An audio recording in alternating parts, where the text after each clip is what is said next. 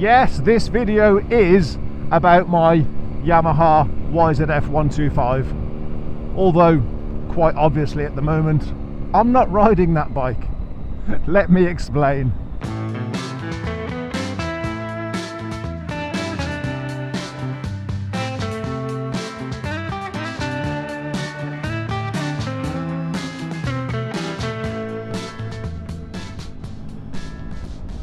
So a couple of weeks back, for those of you that follow the channel, and for those of you that don't know, I went to Exeter on a little impromptu winter ride out with a mate of mine, and Rafiki's engine management light came on.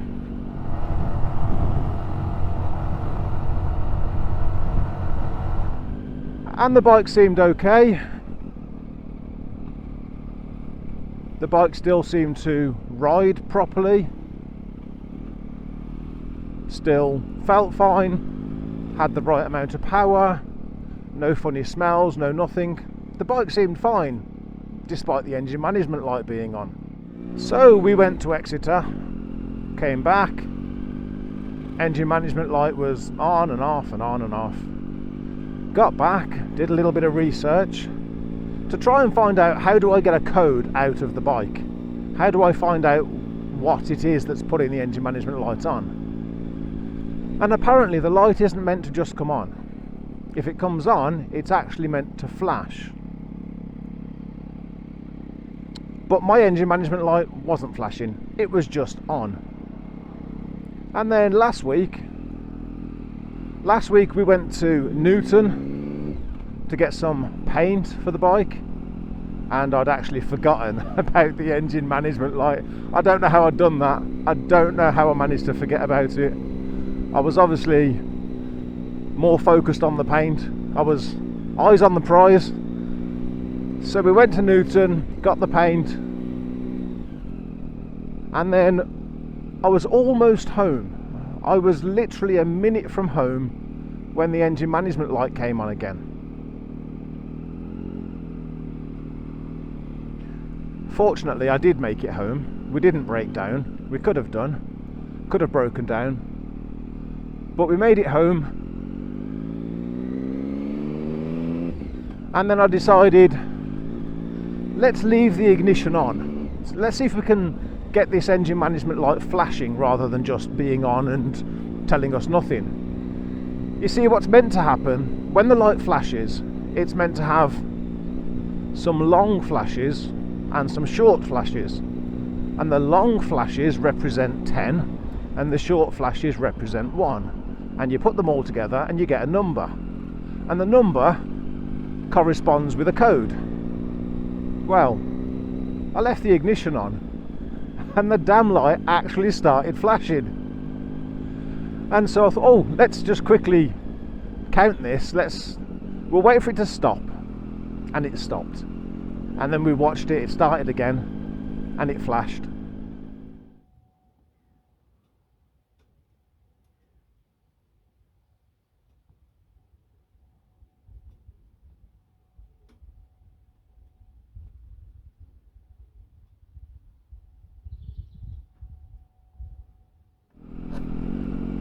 And we ended up with a number 46. This car behind me has been too close to me for the whole of this video. I don't think she really understands that you're meant to leave a gap. I've never towed anything with a motorbike, but I'm close. I'm close right now.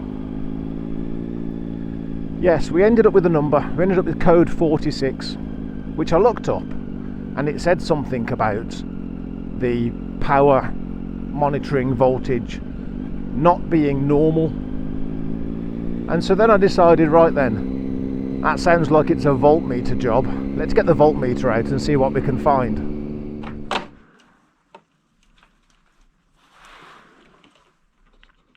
So we're looking for close to 12 volts.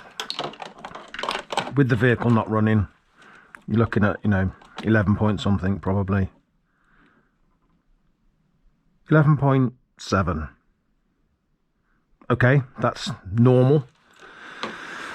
Right, and running it should go up to about 14. We definitely have a problem.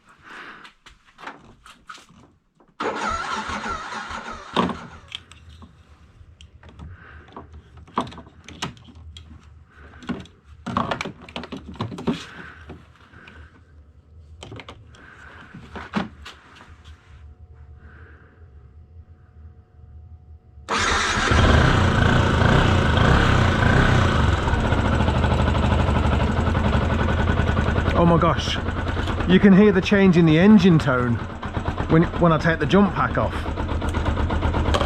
Let's see if I can quickly get a nope. He's having none of it.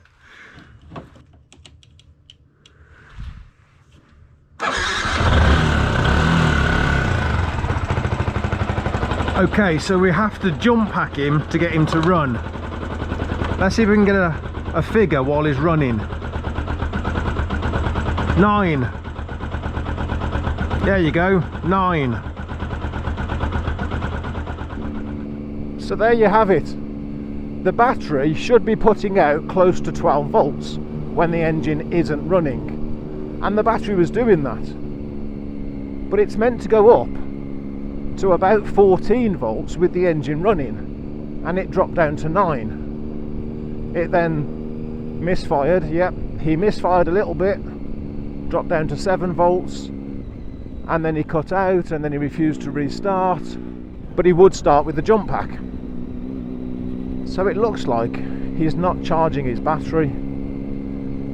So I mean, I charged the battery during the day. Yeah, it was during the day.